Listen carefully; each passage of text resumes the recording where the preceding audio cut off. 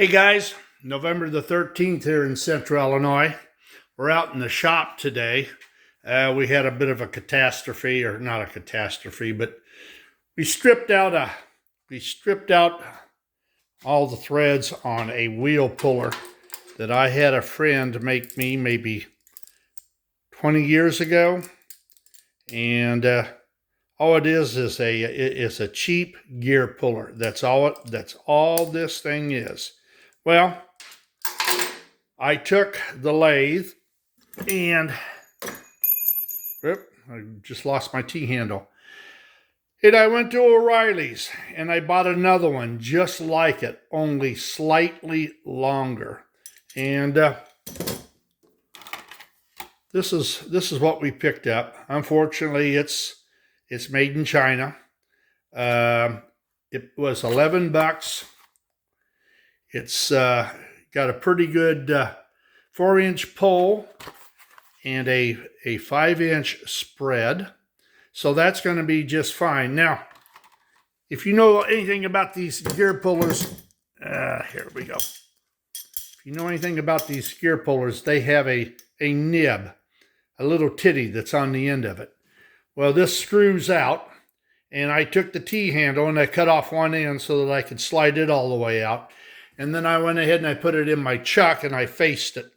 And then after we got it faced, I think this is a 5/32, we bored it out to that and the depth of what the original was, which was that depth right there. And I'm always losing stuff. This is the T-handle, which I'll slide back in and I'll pin down one end so it doesn't fall out. But here's the pin that will fit in the very end of that. And this really works good. Even though this is just a cheap outfit, it does a great job pulling wheels. Now, the downside is, and I may do a little re-engineering on this one because I didn't do it on the other. Those are thick.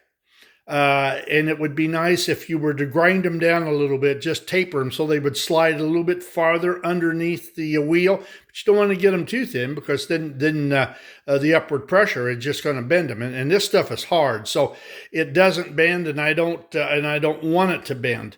90% of the time, once you've applied pressure to this, the wheels will pop off. But if they don't, then I always apply a whole lot of pressure, and then I take a hammer and I wrap it right there on the end. And that will usually break it loose, and you can pull them, you can go ahead and pull those standard gauge wheels off.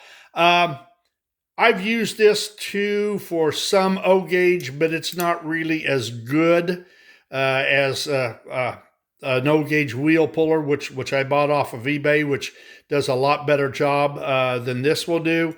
But for standard gauge or maybe even 1 gauge, I've never tried to work with 1 gauge. I think you'd find this to be a real asset in your tool chest. So, like I say, if you've got a lathe or you've got a friend that's got a lathe, this can easily be done. This took me about 15 minutes to face it, and then chuck up a drill bit and ream it out and get it ready to go. So I'm gonna. This pin is a good friction fit. So once you drive it all the way in, it ain't going to fall out, and you'll probably have to use a pair of pliers to take it out if you wanted to take it out, but I don't know why you would want to. All right, guys, that's it. I just kind of thought I'd show you the other end of what I do around here. You don't always need a lathe. You don't need one this big. This is a South Bend, weighs 750 pounds. I picked it up last year for about $1,800, along with a lot of collets, stuff like that, which really come in handy. It's nice to have collets. You pull that chuck off of there, and it keeps everything square.